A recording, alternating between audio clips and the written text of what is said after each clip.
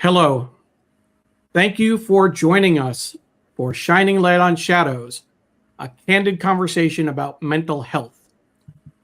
This is episode 41, our first episode of the year, and we're treating it as a community check-in. We've had a rough start to 2026. We'll share how we're doing, but we also want to know how you're doing. My name is Neil Parekh. This is my co-host, partner in crime, ride or die. What else can I call you, Don? A very, very close friend, very dear friend, Don Helmrich Newberg. And Don, this is officially year 3 for the show. It is. And you know what I forgot to tell you, Neil, is I officially changed my name to Don Newberg. What? Yes. I officially changed my name to Don Newberg. I forgot to tell you that. Yes. That's a small little thing to tell me, but yes. I can change some of it right away. Yeah. No, I'm Newberg right there. You see that? Don Newberg. Yep. Wow, that's great news. Congratulations. Yeah. Thank you. And so this is year 3 of the show, Shining Light on Shadows. For folks who may not be familiar, we do the show twice a month, and the overall goal is to reduce the stigma associated with mental health. Dawn is much more forthcoming than I am about how she's doing, and I always take great pride and great inspiration from what she shares. And Dawn, I'm going to just start off with, people are not tired of hearing from you. People need to hear from you. People want to hear from you. Let's say hello to some of the folks watching right off the bat. Jonathan Borstein is watching from the East Village and offers his greetings. Thank you, Jonathan. Candace Sanchez sends hearts.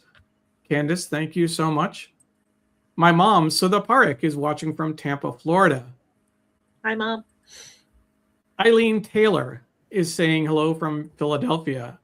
Eileen, it always warms my heart when I see you watching. As folks might know, Eileen is the mother of Steve Taylor, a very close friend of mine who passed away last year, and still think of him often. My sister is watching. She says hi, and she says she's only here briefly before picking up her son. Thank you for joining, Amy. Amy's watching from Bellevue, Washington. My Monopoly Go partner. Hi, Amy. Your Monopoly Go partner. Yep. And Candace congratulates us on year 3. She thinks the community check-in is a great idea. I love that. And she offers love to both of us. And Amy put in that she's watching from Bellevue. And Mr. Newberg is watching. Mr. Jim Newberg, I haven't been doing well, honestly. I'm trying to get by one day at a time, though. So Jim is jumping right in there. As we said in promoting the show, this is a community check-in. We usually have a guest on the show. We've had people talk about their own challenges. We've had advocates, therapists. But Don and I thought that because we were both struggling at the start of this year, that we wanted to share what we were going through and open it up to our audience. So let us know what you're experiencing. How are you experiencing the start of 2026? We're hoping that you'll share kind of whatever you're experiencing, and if you're struggling, know that you're not alone, and we can create a community of support. But if you're not, if things are going well in your circle and with what you're dealing with, we want to hear that too. It's yes, definitely something we could use, something to smile about and take some inspiration from. Apollo is watching from Philadelphia. Good evening. Thank you, Apollo. And Kate is watching. Happy New Year to Neil and Mrs. Newberg. If you didn't catch the beginning, Dawn has officially changed her name. It's going to throw off all my graphics. all the stuff I do online has to get. Thank you, Dawn. You couldn't keep your name well enough alone. You had to go change. Amy is congratulating me on pronouncing Jonathan's last name correctly. I practiced that in the mirror to get it right, but I'm going to wait until Jonathan says good job pronouncing his name to take it, make it official. Candace is sharing that there is a healing event coming to the Baltimore, Maryland area near Washington, D.C. She's coming out to visit February 19 to 21. Candace, let's talk about that. Let's figure out if we can get together. And Apollo says, thank you. Congratulations on our 3-year anniversary. Kaveri Madhavan is watching. She says hello to Neil and Dawn. Dawn, Kaveri is someone that I've interviewed on our Sunday show, and she usually lives in Ireland. And this show is not exactly at an ideal time for her to watch in Ireland because it's in the middle of the night, plus 6 hours. So. But she's in Philadelphia for the semester with an academic position. Kaveri, I'm sorry I forget which school you're at, but I'm so glad that you're on the East Coast and glad you were able to join the show today. Amy says that she's sending love, light, and positive energy to Jim. And Jonathan says, egad, and the mirror didn't crack in pronouncing his name in front of the mirror. Yes, I know what you're talking about, Jonathan. The mirror didn't crack at all. Candace needs a place to stay. Candace, we'll talk. We'll talk. And Kaveri is at Villanova. That's what I thought, but I wasn't sure. So for folks who are watching, let us know what you're working on, how you're experiencing the beginning of the year. I want to get some announcements out of the way first, just to let folks know that the show is produced with pro bono support from Digimentors, and I'm always thankful for the support we get. Digimentors is the social media and digital firm that I work with, and they do digital marketing, events and programs like this, strategic communications, trainings, and workshops. And I particularly appreciate all the support I get from my colleagues in promoting the show and sharing it online. Shining Light on Shadows is usually the second and fourth Thursdays of the month. This month is a little bit different. This is the third Thursday, if you're keeping track, but man, January 8th just came too soon to be able to do a show right after the holidays. So we tweaked the schedule a little bit. Thank you for keeping up with us. But it is a twice a month show, and we are so thankful for the community that has joined us and that's built up around watching this show. Candace says Digimentors love their support to this mission. Absolutely, Candace. And they also, the show that I did with Candace was also pro bono in terms of unspoken conversations with Candace. So I definitely appreciate that. All right. So with all of that out of the way, let's talk about how things are going. I will start, and I'm gonna play interview subject, and Dawn, you can pop in and ask questions if you want.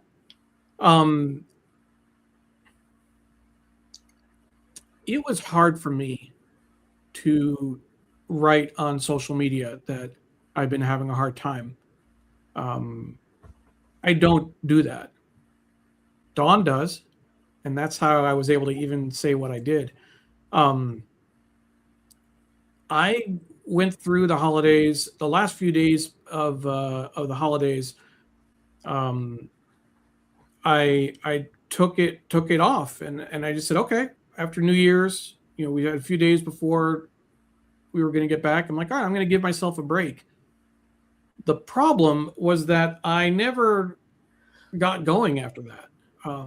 I, I had a hard time getting anything done. I got the urgent stuff done, and I did a couple of meetings. I just couldn't. I was stuck. I was something, and a lot of it has to do with this sense of overwhelm. We're going to talk. Next week we're going to have another show. We're going to talk about kind of the pressures around New Year's and managing expectations. But a lot of it had to do with everything that I felt like I should have gotten done before the end of the year that I didn't get done, and then coming into the new year feeling already behind. And a lot of it, I think, can be explained by my ADHD, which the simplest explanation, Dawn, is that, at least for me, I have two speeds. I either go at 100 miles an hour or like 5 miles an hour, and there's no in between. And it was just very difficult. One thing that I've learned over the last year of coaching around that is that if I have a bad day, I can give myself a break and say, okay, having a rough day, just call it, binge watch TV, get back at it tomorrow. I'm not good when I have 3 bad days, 4 bad days, 5, 2 weeks.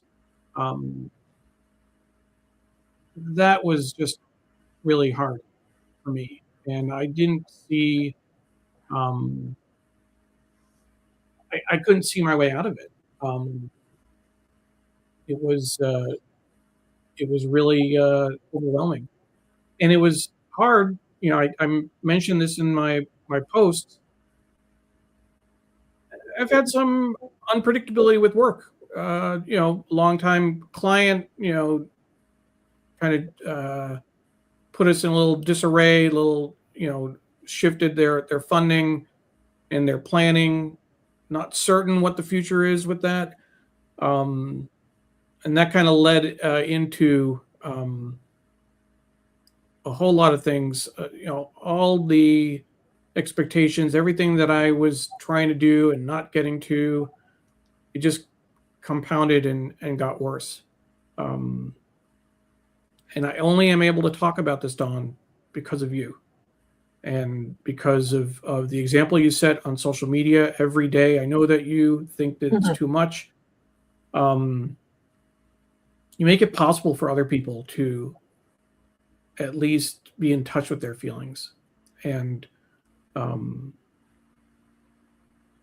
this show, I can talk about things on this show, but to put it out there on all my channels where I have friends, former classmates, colleagues, clients, that's a different story. That's a very different story. I want to bring in a comment that Eileen left, and I'm going to put it on screen. I haven't read through it yet, but it's a little bit longer. Eileen says, thank you for mentioning Steve, who so enjoyed working with you. Was so glad to have you in his life. Our lives since have been challenging, but we do have some very good news. We have moved to a very supportive retirement community, Eileen and her husband. The eventual challenge will be when and with whom we share the reality of Steve's struggles and death. Absolutely.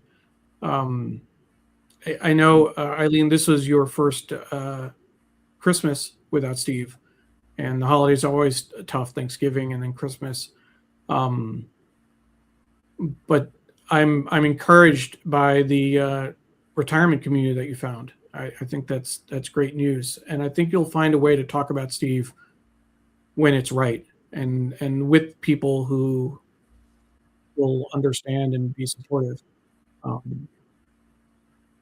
It's just a question of time. Dawn, any thoughts on what I Yeah. shared? Yeah, I have a couple. First, I really want to thank Eileen for sharing that. I think, that's a really vulnerable position, and we appreciate your candor, Eileen, so much. Um, Neil, you and I have had many conversations since since after Christmas and the beginning of the year, um, and I think, you said to me today before the show that you kind of went into full speed today, and like you were finally, feeling back on track and really like getting into that mode. And I think sometimes that jump start is really hard after like a long period of having some time off to really like get back into that momentum. And for me, I have no momentum to get back into. So I have been sharing a lot on social media about my daily struggles with my own mental health. Some of you know and have heard from other shows that I lost my job in August of last year and have been unable to find employment since that time. So it's been 5.5 months that I have not been employed after being in the same organization for 20 years of my career.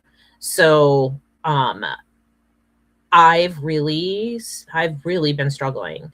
And then I had an opportunity that came around for me back in the middle of November, and have literally spent November and December and the beginning of January working towards that opportunity that to this point has not panned out, although I don't believe they've made a decision yet. But for anybody who's ever sort of been through job transition, that time in between when you don't have a job and when you are like interviewing for a job is very anxiety provoking. That feeling of unrest and financial insecurity, and I have no health benefits. I mean, I do through marketplace insurance, but I have, no strong health benefits. All the things that I was incredibly used to having that, quite frankly, I feel a sense of guilt for kind of taking for granted over the course of the 20 years that I was there, right? Like I had 6 weeks of vacation, and I had these amazing health benefits, and I had a 501 or a 403B match. And that so abruptly stopped for me.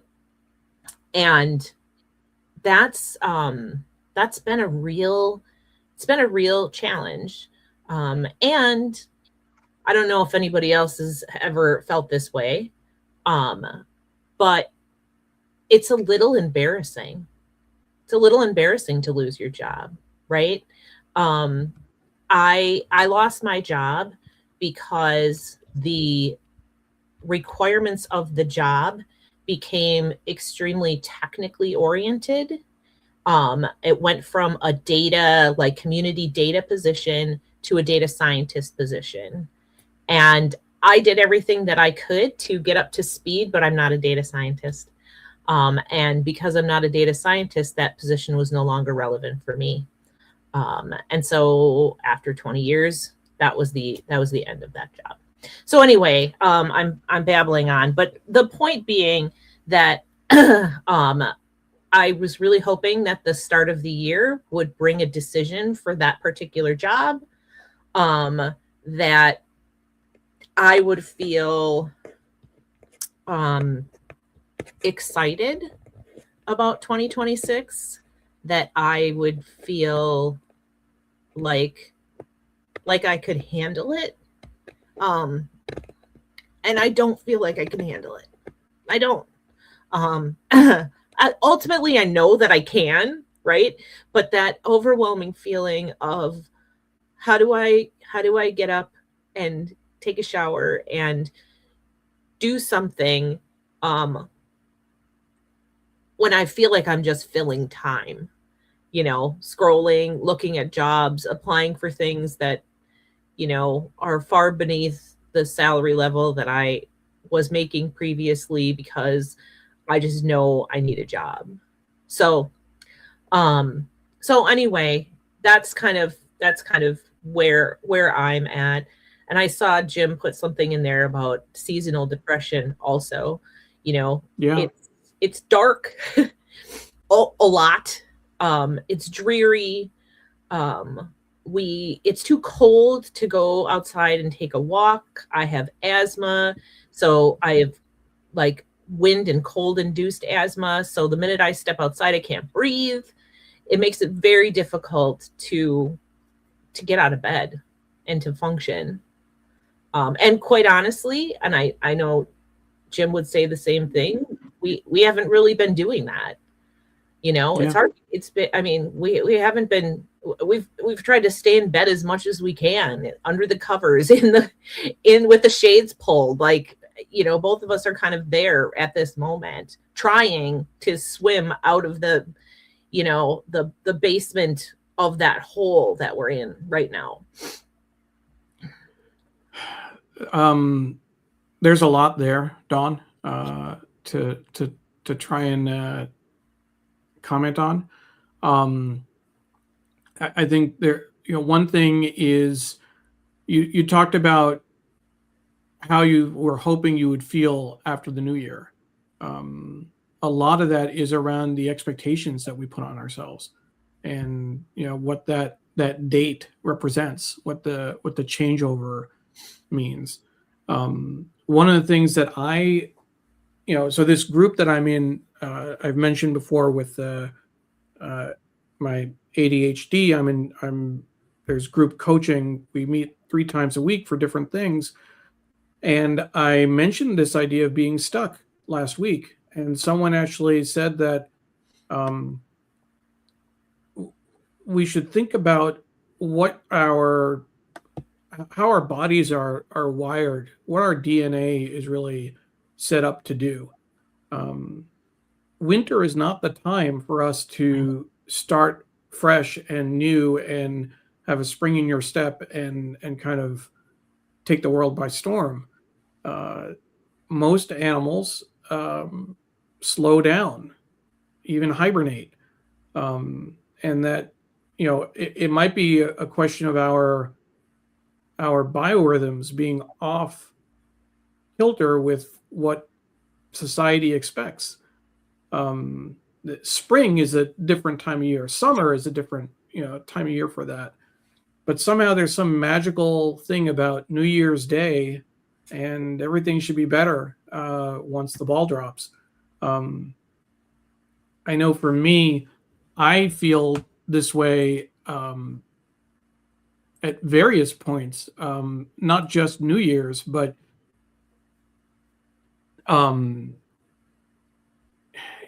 it's kind of a buildings like a seashell, right? Like with a spiral.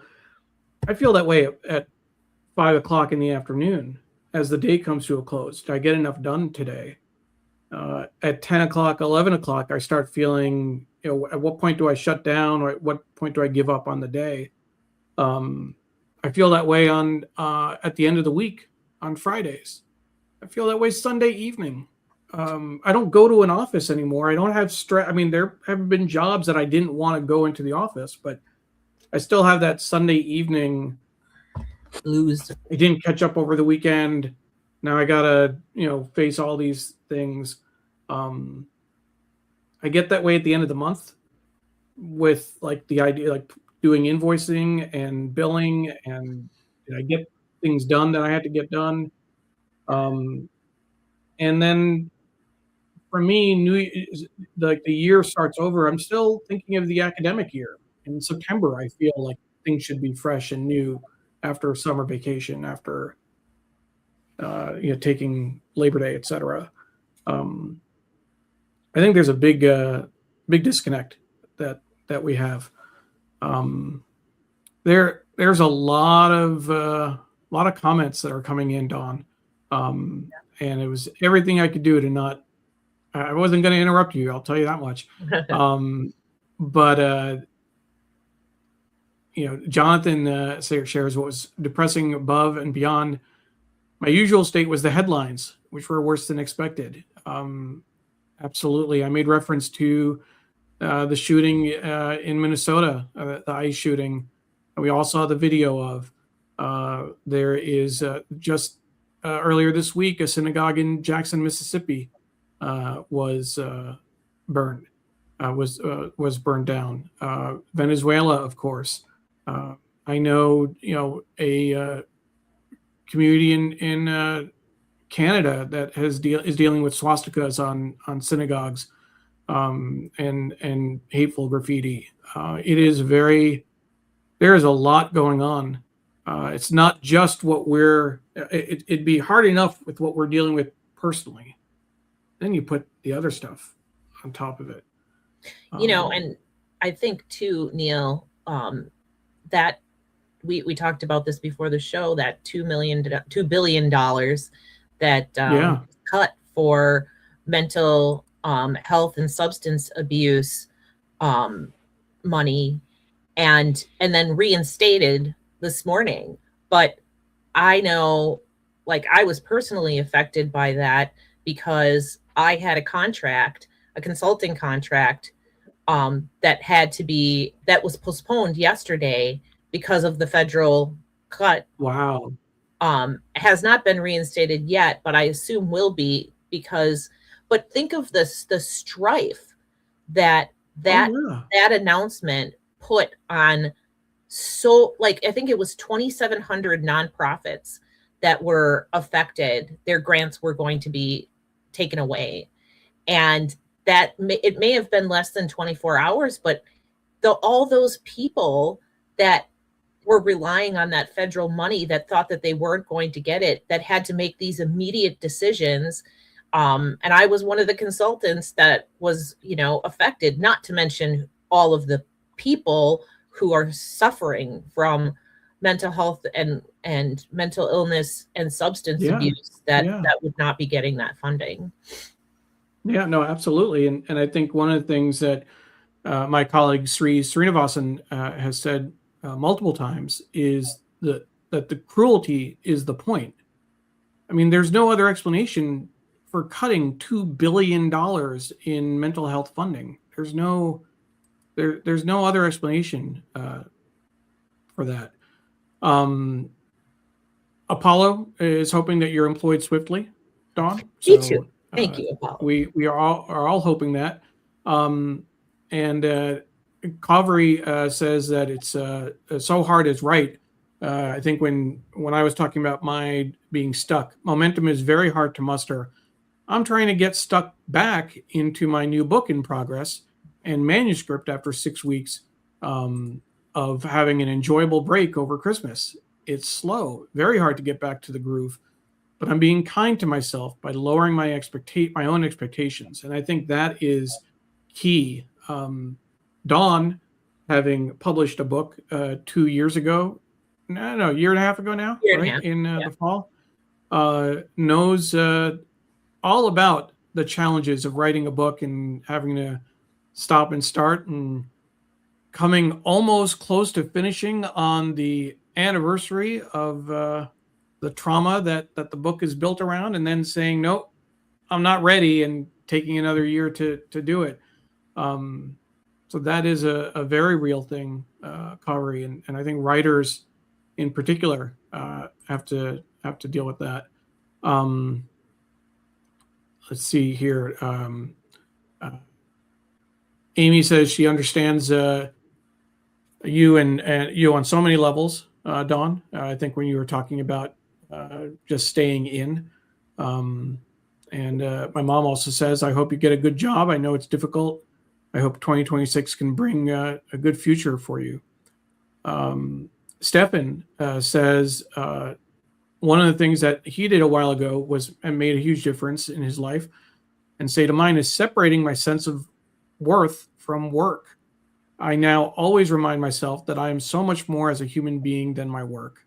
There's so much going on in this country and globally that's so much truly no longer predictable or within our control. You stay strong and know you are a beautiful human being, beautiful human first and foremost. Thank you, Thank Stefan, for that perspective and that gut check. Yeah. It's hard. I know for me, I've always identified myself with my work. Like every job I've been in, I've assumed that I would retire there. Like I don't have. I mean, you were at United Way for 20 years. I was probably, I've been. I was at United Way Worldwide for 5 years, and the local United Way for 4 years before that. But I've never been in there were a couple of jobs early in my career that I couldn't wait to get out of, but most of the time, if I don't assume that I'm going to be there forever, then I have one foot out. Why be there? Like I'm all in, and again, that's another thing I've learned around ADHD. It's not hyperactive disorder. It's a different thing, and a lot of it is all or nothing thinking. You're either all there or you're just checked out. Patty, and I should say that Stefan was a former guest on the show, as was Candace and Jim. As I'm looking back at some of the people who shared some thoughts, Patty Kroom, who was also a guest, and she says, winter is always extremely difficult for me. This year, instead of feeling the pressure of starting new resolutions, I've been taking time to rest, reset, reflect, and plan for the next season. Patty, that is great. Beautiful. I think it's maybe a good time to mention that next week's episode. So we're going from getting back on our second and fourth Tuesdays, right? This is the third. Thursday. This is the third Thursday. But next week, our guest is going to be Kirby Hansen McNulty. She is the coach that I work with on ADHD. She runs several groups there. And we're going to be focusing on managing New Year expectations through self-kindness, which is something that is challenging for a lot of people. And I know it's been challenging for me. So hopefully you can join us next Thursday for that conversation. And that really works with what Patty was saying in terms of how to approach the new year. Trying to play catch up. Candace, I've been praying for you, Don, and will continue to do so. For me, going into 2026, I made declarations to myself instead of resolutions. Declarations, and I think another way to think about it, Don, right, are intentions instead of resolution. Can you speak to that a little bit in terms of, because I know you've had your own thoughts about resolutions and what role they play. Yeah, I'm not a big resolution person. I think we set ourselves up for failure by doing that. I think intentions and making decisions about what you're going to do in your life throughout the year is more appropriate. I made resolutions when I was younger, and I never followed through on any of them ever. I always, if I was going to quit something, it always happened organically. And when the timing was right, if I was going to, exercise more or lose weight or walk more or meditate, or, I could say that that's what I was going to do starting January 1st. Right. But until I was focused and ready to do those things, they didn't happen. And, I actually, I think I've talked about this before on the show. I learned this from my son in middle school, when he said that school is set up to make you feel like a failure, because they set the bar at a 4.0, and anything below that is not meeting expectation. And so any kid who feels like they have to hit that bar, the minute that they don't, they feel like they failed. And so I think about that all the time. And I don't want to set a bar for myself that the minute that I don't achieve it, then I'm in failure mode. I have that unfortunate part of me that has like the glass is half empty. And so I feel failure-ish more than I ever should. It's just kind of something that I've had to deal with my entire life. Just kind of low self-esteem kind of has followed me throughout my entire life. So really trying to back away from anything that is going to put me in a situation where I'm going to feel less than, is really important for me. And it's just something that, I have to work on all the time. People are always like, well, you just change your mindset. Just, and it is true. You can change your mindset. Dr. Ellen has talked on the show about self-compassion. Boy, I'm really trying that idea of self-compassion and self-love. And Candace, before the show, she sent me this wonderful message about abundance and spirituality, and I am striving for all of those things. But the reality is, when you're dark, it's really hard to move into that space of positivity and light and spirituality and abundance. It's hard to crawl up from that. It's really hard. So it feels unattainable. Yeah, it does. Feels unattainable. First, I want to give a quick shout out. Deborah Kerr is watching from Fort Lauderdale on Instagram. So I wanted to say hi to Deborah. Thank you for watching. One thing you were talking about, Dawn, in terms of the setting that standard in the context of school and grades, what I've always dealt with, and it's funny because I don't think we've actually had this conversation around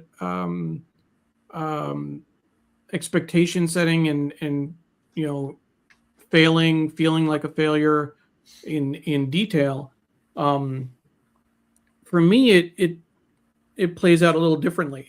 I know, and I know you know somewhere as well, that we are both very intelligent, very capable, very strong personalities, and we can get things done, and we're good at what we do.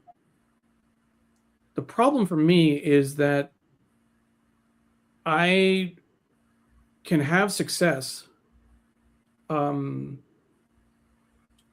then I just assume that that's what I should always do. It's, for baseball fans out there, it's like hitting a home run and then expecting to hit a home run the next time and the next time after that. That anything less is just not acceptable. It doesn't, if I'm capable of doing it, why can't I? Why didn't I? And oftentimes that the pressure of repeating that success is something that I struggle with. It feels, at the same time that I feel like I should be able to repeat that success, I put so much pressure on myself that I almost undermine myself, and I'm not able to. You can't always. Everything doesn't always hit in terms of whether it's a show or social media or client work or what have you. But the feeling that it should is always there.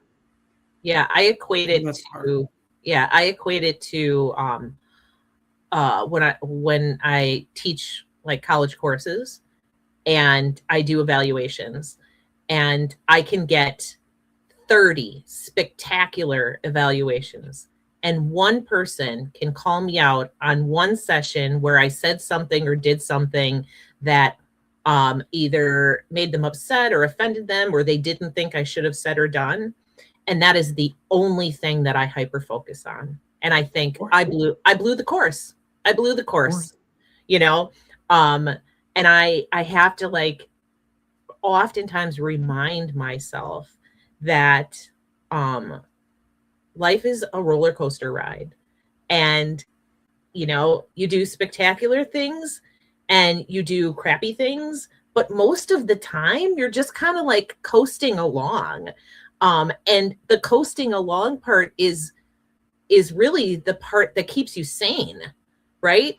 The highs and the lows are the things that just, you know, make you almost manic, right? But for me, this low has been low for too long. It's you been a know, long low.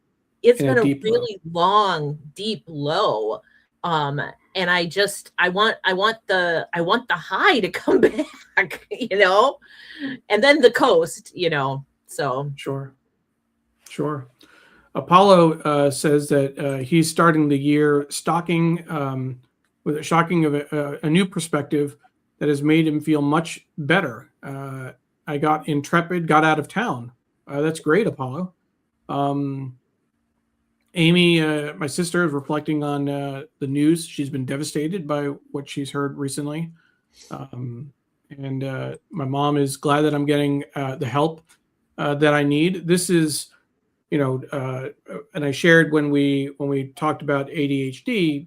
You know, this is my story of having been in and out of therapy since college, but I couldn't actually say the words out loud until we did this show. Until, you know, I never could tell anyone that I had anxiety and occasional depression.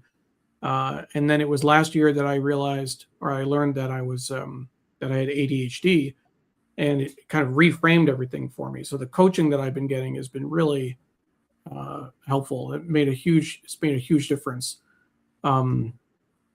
Kate has a comment. Do you want to? I'm going to move you over here. Let's see if I can move you to this side, Dawn, so we can see you a little bit. Can you go ahead and read out Kate's yes comment? Feeling both of you, there are parts of what both of you shared that resonate with the way I feel. I'm trying to embrace all the good things around me. However, I feel like time is a ticking time bomb. The roller coaster of job insecurity is real and weighs very heavy. 2 days ago, my program was in jeopardy, but today funding was restored. The ups and downs take a toll. My parents' health weigh heavy on me, and as positive as I try to be, I worry very much for those near and dear to me. Yeah, there's a lot. Yeah, thank you, Kate. A lot that people are dealing with. That's a lot. Yeah. And yes, her job was also affected by the mental health grant. Alexis is watching, and she's sending some love to you, Dawn. Alexis, thank you so much.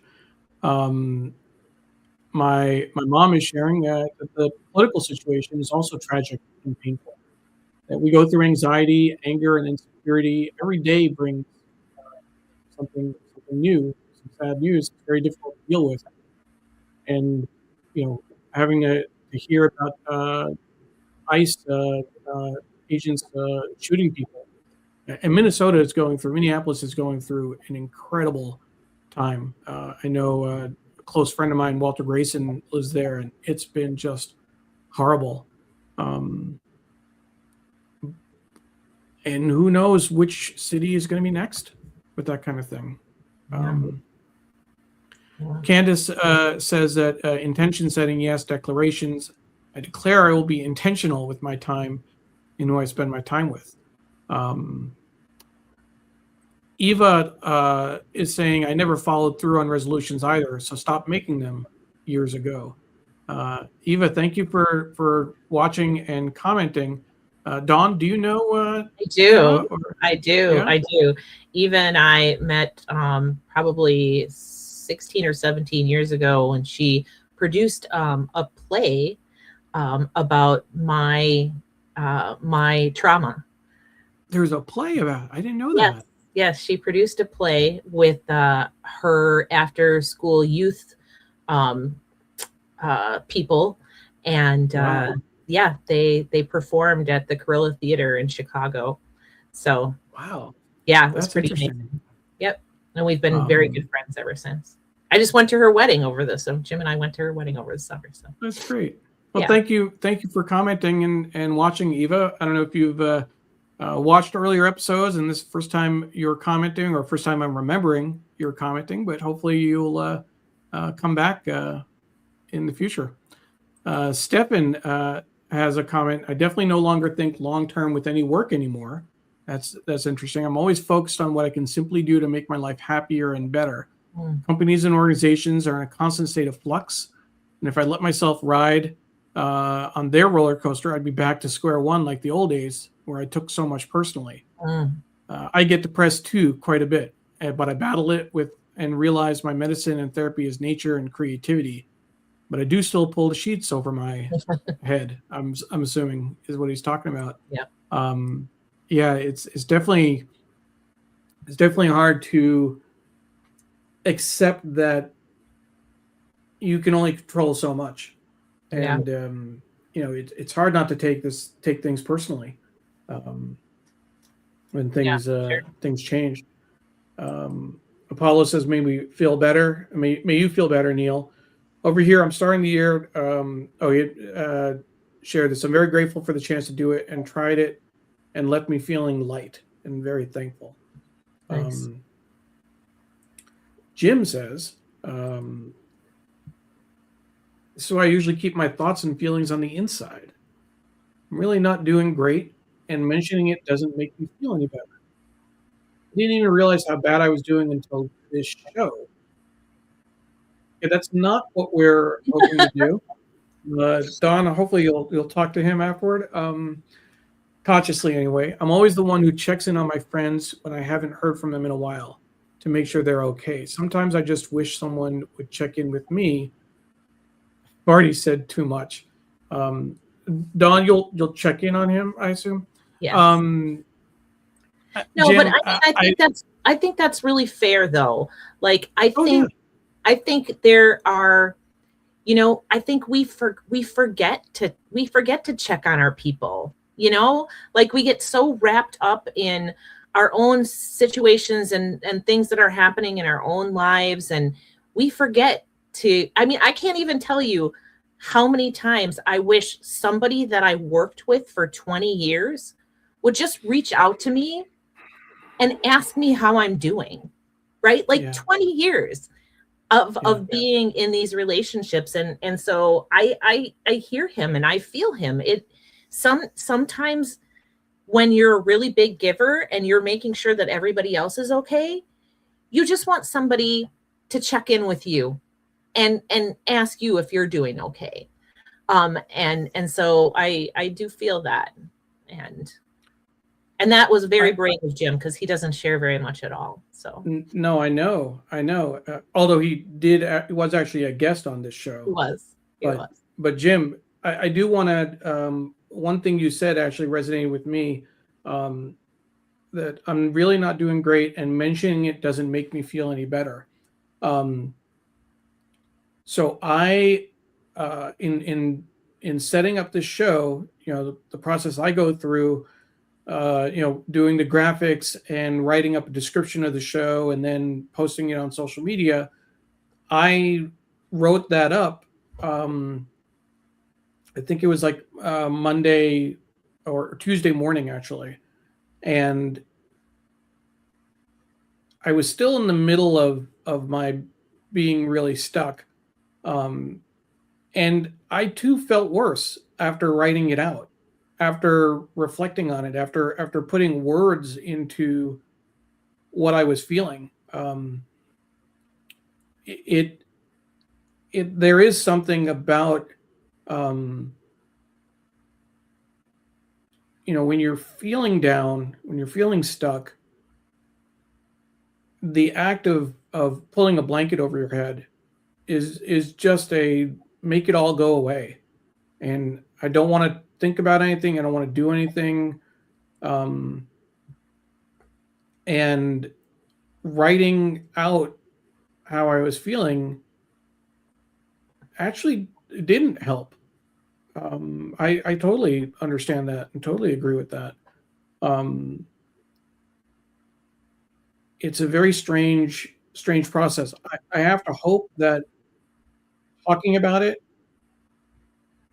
ultimately helps, that sharing ultimately helps, that creating a space ultimately helps. Jim, you have some incredible people around you, Dawn and Kate in particular. Um, but I know that people who are watching this show, people who are commenting, um, are also sharing their support as well. And that's my hope, is that helps just a little bit, when you do that. Eileen says that feeling of not being checked up on by people we thought might do so can be really disheartening. Just gonna let that sit for a while. That feeling of not being checked up on people we thought might do so can really be disheartening. And with permission, Eileen, I think it's disheartening for anyone in any situation with whatever. Dawn's talking about having lost her job, and people not checking up on her. I still remember it wasn't after 20 years, but I lost a job. I left a job because I wasn't feeling appreciated. Thankfully, I had applied for a new one, but I still remember that the person that I had hired, that was my we were, I thought, close friends. We worked on everything together. Never said word one to me after I left. Never said anything. Nothing. And I still remember this. And this was a job from, gosh, it's almost embarrassing to say.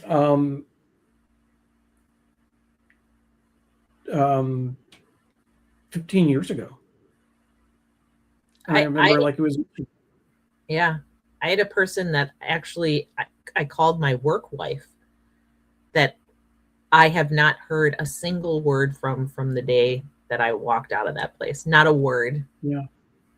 And I just, it's jarring, You're like, wow, I went to lunch with this person, we sat in each other's offices.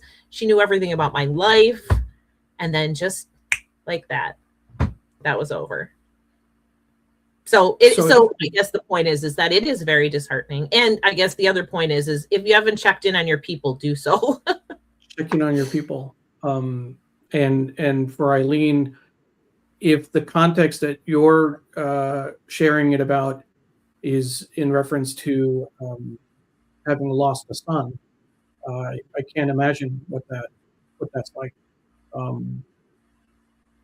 And again, I'm so glad that you found a retirement community that is supportive. I think that it will. I'm hoping you will find a time and space to share with people about Steve and how great he was, because he really was great, and more people should know.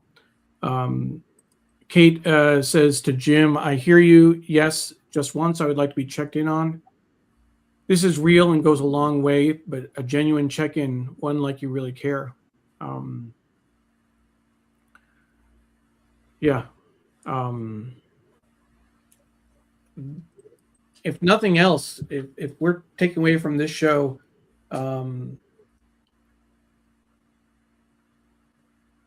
people are going. I mean, I think I've always known this, that you never know what people are going through, but check in and connect with people and see how they're doing, because it's hard to do it alone. It's hard when you feel alone. There's a comment from Eva, Dawn. Let's see what this is. Do you want to take it? Yeah.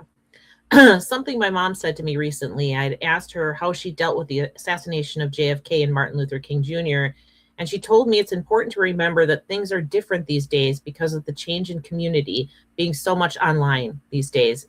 And we're having to shift how we seek out support. For some reason, that stayed with me and allowed me to be more patient with myself and how I experience the sadness around us.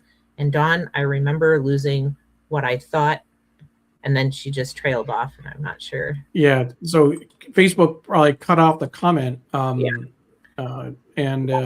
Not intentionally, just in terms of not Facebook.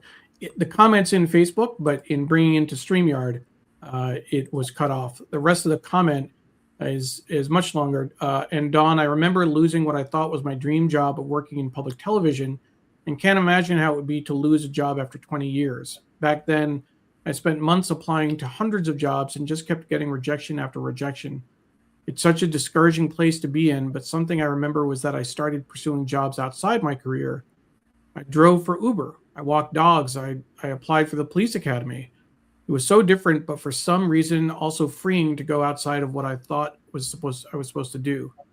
Love you, Dawn. Thinking of you. You are amazingly brilliant and talented, and please keep in touch and let me know if there's anything I can do to support you. Thank you, Eva. Always appreciated. Eileen said, my reference really is in response to Jim's feelings, because so many of us have these feelings of perhaps not being appreciated. But thank you for your thoughts for our situation. Absolutely, Eileen. Apollo, thank you for volunteering and stepping up.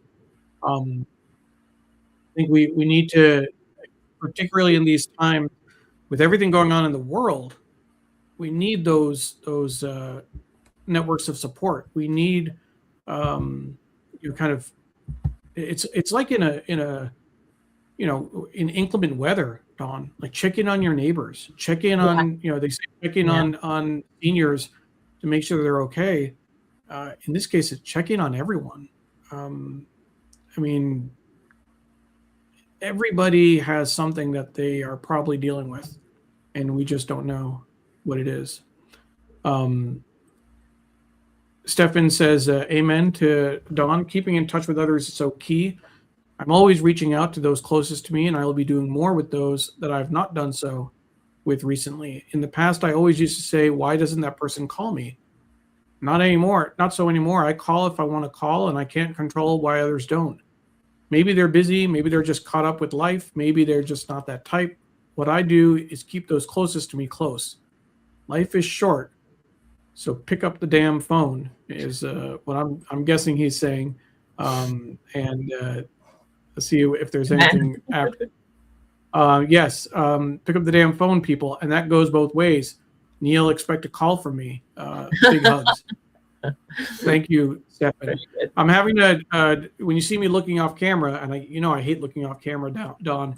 I'm looking at the Facebook post and reading the full comment because with the platform we use, it can only bring in up to a certain character point. So I'm reading the full comment as much as I can.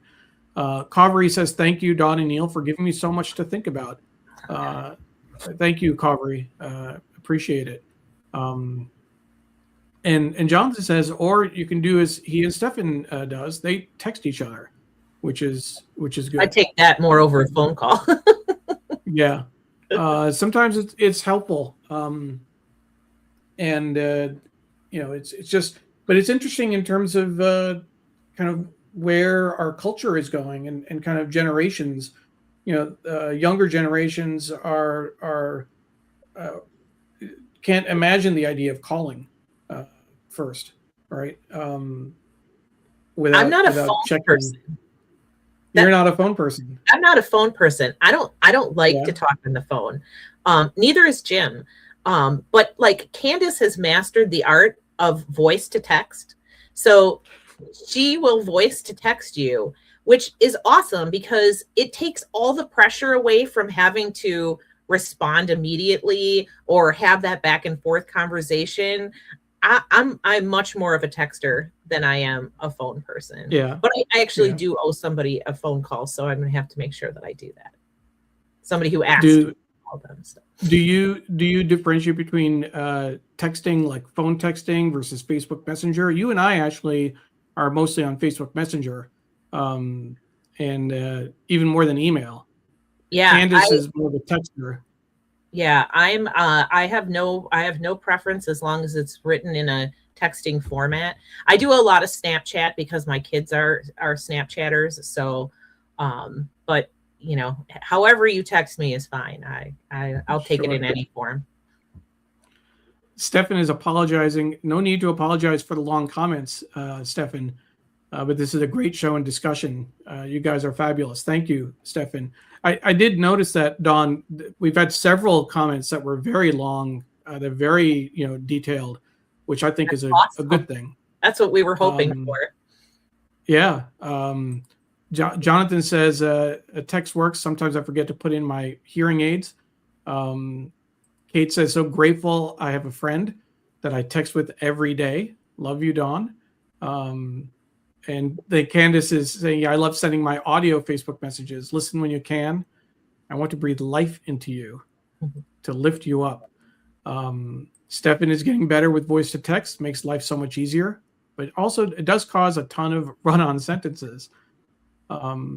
Eileen, great show and discussion. Thanks for your candor to both of you. Jonathan says text and Messenger are interchangeable. That's sad. Same. I really don't like Facebook Messenger. And Amy is saying that she likes Stefan's comments. I want to remind people that as an extension of this conversation, I think we're going to be discussing some of the same issues next week. And it's rare that we have a show on back-to-back weeks. But episode 42 is going to focusing on managing New Year expectations through self-kindness. And that's something that we talked a lot about today in terms of the importance of self-care and compassion, expectations we put on ourselves. So that should be a good discussion next week. I'm looking forward to that. And, really, I'm going to be the one to say it. And I'm surprised you haven't, spontaneously combusted, Dawn. It's after 7 p.m. Central Time. And I know your food is waiting, but the comments are just flying in. Can we take a few more minutes? Apollo, have a glorious 3-day weekend. If you can, treat yourself a quick trip away from home. I hope you get a breather. Dawn, you have been getting out of home a little bit, right? You have been having a little fun. Yeah, I did go to Florida with my kids. In Florida, yeah. Yeah, and I have a 3-day or a overnight trip with Kate coming up, and Jim and I are going out of town to Madison too. So, and I want to make a comment about that actually, because I don't want anyone to think that just because you started off the show, when we talked about it, you were in a I want to say deeper hole, but more depressed than I was at this moment. It doesn't mean that you can't also have fun.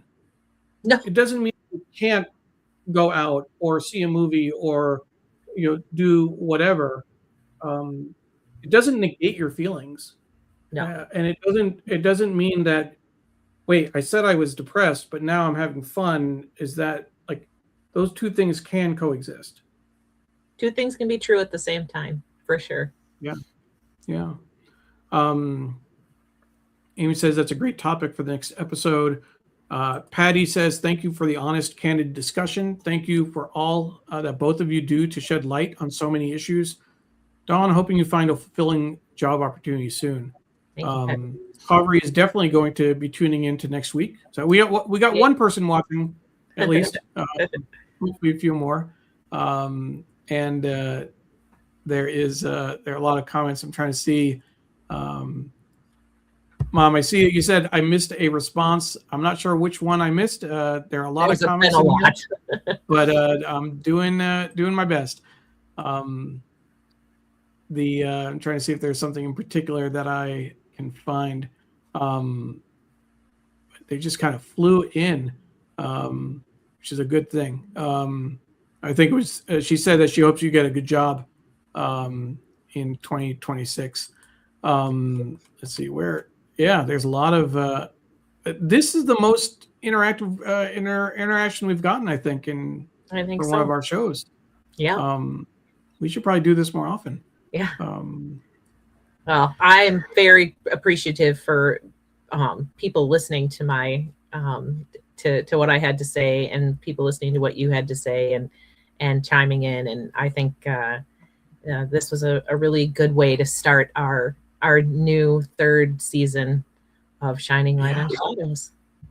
Third year. So we'll look forward to more conversations. I think the last shows that we did at the end of last year on perimenopause and menopause were particularly good, and those were our first panel discussions that we've ever done. So hopefully we might see more of that in the future as well. And Jonathan says, and as for reaction, we're all checking in on one another, and I think we couldn't ask for anything more than that. That's great. So thank you, everyone, for joining us. We'll see you next week. Managing New Year expectations through self-kindness. And if I can throw the challenge out at you, come back next week and tell us that you checked in on someone. Tell us that you sent someone a text or made a phone call or just ask someone, hey, how are you doing? Absolutely. You never know how much of an impact that might make. Thank you, everyone. Thank you. Have a good night.